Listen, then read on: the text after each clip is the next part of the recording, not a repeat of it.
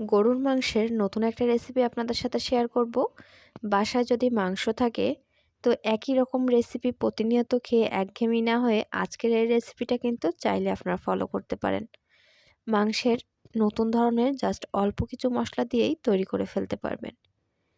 সেজন্য প্রথমে আমি নিয়েছি কয়েকটা মাংস, আর মাংসগুলো কিন্তু একদম সলিড পিস।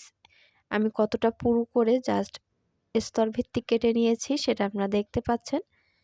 এটা কিন্তু ১ ইঞ্চি কিংবা ১ ইঞ্চির থেকে অনেক কম, ১/২ ইঞ্চির মতো করে মাংসগুলো আমি এরকম স্লাইস করে কেটে নিয়েছি। পুরোটা দেখিয়ে দিই, এরকম পুরু করে কিন্তু সব মাংসগুলো কেটে খুব ভালোভাবে ধুয়ে পরিষ্কার করে নিতে হবে।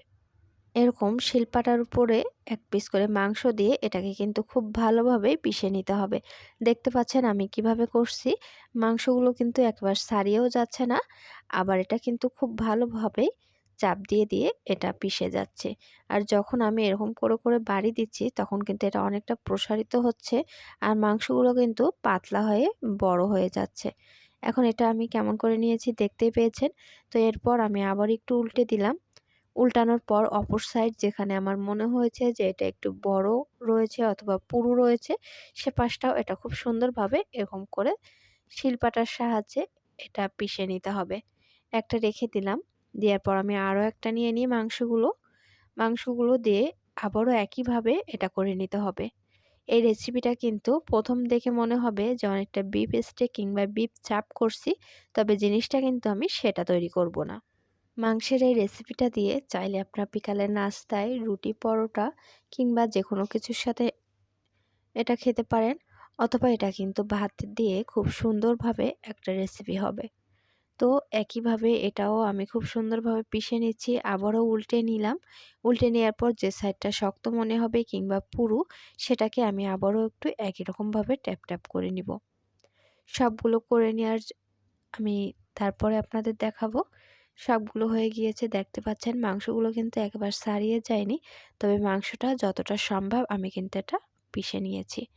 এক পর্যায়ে যখন সবগুলো হয়ে গিয়েছে তখন এর মধ্যে মশলা অ্যাড করব। প্রথমে দিয়ে দিব স্বাদমতো লবণ, এরপর দিয়ে দিব হলুদ। মাংস এখানে ছিল মোট ৩০০ থেকে ৪০০ গ্রাম। আমি এখানে ২ টেবিল চামচ পরিমাণ হলুদ গুঁড়া ব্যবহার করেছি। সাথে ১ চামচ পরিমাণ আমি সমস্ত মশলা একসাথে ছিল আমার একটা চাট মশলা, সেটা দিয়েছি।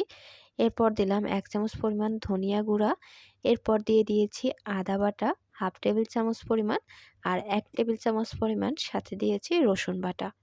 এরপর আমি দিয়েছি অল্প একটু পরিমাণ কালো জিরা বাটা, সাথে দিয়েছি ঝাল বাটা, শুকনো ঝালটা আমি বেটে নিয়েছিলাম, সেটা দিয়েছি ১ চামচ। এরপর আমি একটা লেবু চেপে দিয়েছি। লেবুটা অবশ্যই দেওয়ার চেষ্টা করবেন। লেবুটা দিলে এটার টেস্টটাও কিন্তু ব্যালেন্স আসবে, আর এক্সট্রা যে একটা গন্ধ সেটাও নাই হয়ে যাবে। এরপর সামান্য একটু সয়াবিন তেল অ্যাড করে দিলাম। দিয়ে সবগুলো মশলা এবার আমি এই মাংসটার সাথে খুব ভালোভাবে মিশিয়ে নিব। মাংসটা যেহেতু পিস করা, এটা কিন্তু আমি সেভাবেই রেখে দিব আস্ত অবস্থায়, এবং এটার সাথে খুব ভালোভাবে মাংসগুলো যাতে মিশে যায়। যখন এটা মিশানো হয়ে যাবে তখন এটাকে আমি রেস্টে দিয়ে দিব। ১০ থেকে ১৫ মিনিট পর আমি এটা আলগা করে নিব। একটা ঢাকনা দিয়ে ঢেকে রেখেছিলাম। তো দেখতে পাচ্ছেন এটা কেমন হয়েছে। এখন এটা ভেজে নেওয়ার জন্য আমি কড়াইয়ের মধ্যে ১ টেবিল চামচ পরিমাণ দিয়েছি ঘি। আপনারা চাইলে বাটারটাও এখানে ব্যবহার করতে পারেন। সমস্ত কড়াইয়ের মধ্যে মিশিয়ে দেওয়ার পর এরপর আমি এখানে দিব আগে থেকে যে মাংসটা ম্যারিনেট করে রেখেছিলাম, সেটা একে পিস সহকারে এভাবেই দিয়ে দিব। চুলার জালটা কিন্তু অবশ্যই আমি এখানে মিডিয়াম টু লোতে রেখেছি। একে সব মাংসগুলো আমি দিয়ে দিব। আমার এখানে যেহেতু একবারেই ধরে যাবে, তো আমি এখানে একবারেই সব মাংসটা ভেজে নেব। এক পর্যায়ে দেখতে পাচ্ছেন চুলার উপরে রাখা অবস্থায় কিন্তু এটা থেকে অনেকটা পানি ছাড়তে শুরু করেছে। এর মধ্যে কিন্তু আমি এখানে আর এখনো এক্সট্রা তেলটা ব্যবহার করিনি। এই পর্যায়ে আমি ঢাকনা দিয়ে ঢেকে দিয়েছিলাম, আর উপরে যে ছিদ্রটা ছিল সেটাও কিন্তু বন্ধ করে ১০ থেকে ১৫ মিনিট পর আমি আলগা করে নিয়েছি। আর এই পর্যায়ে দেখতে পাচ্ছেন মাংস থেকে কিন্তু অনেকটা পরিমাণ পানি ছেড়ে দিয়েছে, আর এর মধ্যে আমি এখানে ২ টেবিল চামচ পরিমাণ সয়াবিন তেল অ্যাড করেছি। এখন আমি একে একে মাংসগুলোকে উল্টিয়ে দিব যাতে অপর সাইডটাও খুব সুন্দরভাবে এটা ভাজা হয়ে যায়।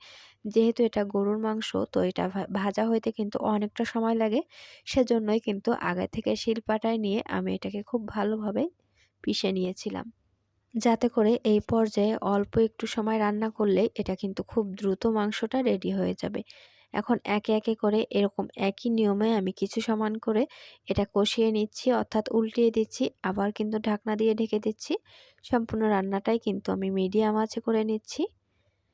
এখন সবটা উল্টে নেওয়ার পর দেখতে পাচ্ছেন মাংসের যে এক্সট্রা পানি বের হয়েছিল সেটাও কিন্তু টেনে নিয়েছে, আর মাংসটাও কিন্তু খুব সুন্দরভাবে সফট হয়ে এসেছে। আর কারো যদি মনে হয় যে মাংসটা আমার সফট হচ্ছে না, তাহলে আপনার অল্প একটু পানি দিয়ে এটা ঢাকনা দিয়ে ঢেকে রেখে দিবেন। এখন দেখতে পাচ্ছেন আমার মাংসটা কিন্তু সম্পূর্ণ হয়ে গিয়েছে।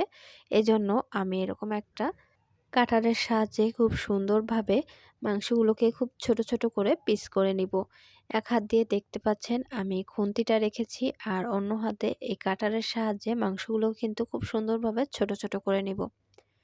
মাংসটা কিছু কিছু জায়গায় কিন্তু শক্ত রয়েছে, অর্থাৎ যেখানে চর্বি ছিল সেটা। এখন সবগুলো ছোট ছোট করে নেওয়ার পর দেখতে পাচ্ছেন মাংসগুলোকে এমন সফট এবং ঝরালো হয়েছে। এখন মাংসগুলো কড়ার এক সাইডে রেখে অন্য পাশে আমি সয়াবিন তেল দিয়েছি 3 টেবিল চামচ আন্দাজ মতো। এরপর দিয়েছি 4টা রসুন কোয়া এবং দিয়েছি বড় মতো একটা পেঁয়াজ কুচি। সাথে দিয়েছি 5-6টা কাঁচা লঙ্কা কুচি। সবগুলো দিয়ে খুব সুন্দরভাবে এটা মিশিয়ে নিচ্ছি। এ পর্যায়ে চুলার জালটা আমি আরও একটু বাড়িয়ে দিলাম। এখন দিয়ে দিতে হবে টমেটো। আর আমি যে টমেটোগুলো ব্যবহার করছি এই টমেটো কিন্তু আমার ফ্রোজেন করা ছিল। সেখান থেকে 2টা পরিমাণ আমি টমেটো নিয়েছি। টমেটো নিয়ে আর সমস্ত মশলাটা খুব ভালোভাবে মিশিয়ে নিয়ে ঢাকনা দিয়ে ঢেকে রেখে দেব 3 থেকে 4 মিনিটের মতো। এরপরে দেখতে পাবেন আমি যখন ঢাকনাটা আলগা করছি এটা কিন্তু অনেকটা সফট হয়ে এসেছে।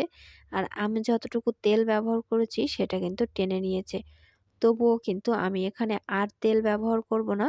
আর অন্যদিকে যে মাংসটা ছিল সেটা কিন্তু একটু মাঝে মধ্যে নাড়াচাড়া দিতে হবে, না হলে নিচ থেকে কিন্তু ওটা লেগে যেতে পারে। এই পর্যায়ে দেখতে পাচ্ছেন রসুনগুলো আর সমস্ত পেঁয়াজ আর টমেটোটা কিন্তু সফট হয়ে এসেছে।